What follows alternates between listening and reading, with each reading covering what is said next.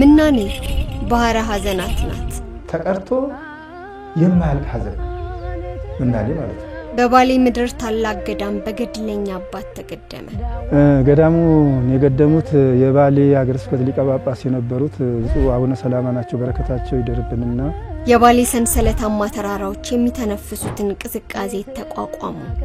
ከ250 በላይ መነኮሳት እዚህ ውስጥ ያለው ብርድ በጣም ከባድ ነው ለማህበረ መነኮሳቱ ለ250 ለነኚ ለአረጋውያን ማረፊያ ቤት ያስፈልጋቸዋል ዳግም ላለመለመን የተደረገ ጥሪ አንደኛ ቅድም እንዳነሳሁት የእርሻ መሬት የለንም እዛ የእርሻ መሬት ላይ ህዝበ ክርስቲያኑ እንዲረዳን ነው ሁለተኛ የአረጋውያን ማረፊያ ቤት እዛ ላይ እንዲረዱን ሶስተኛ ነው የተቃቀኑ የሆኑ ስራዎችን ሰርተን ለራሳችን ለሌላው ምንተርፍ በዚህ ላይ እንዲረዱን ነው አለበለዚያ ግን ያው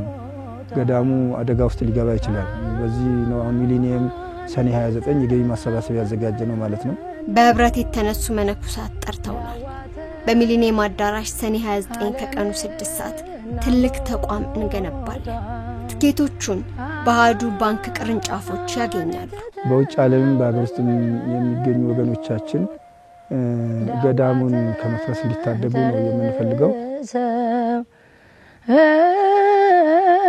በበራ ያሉ ሌት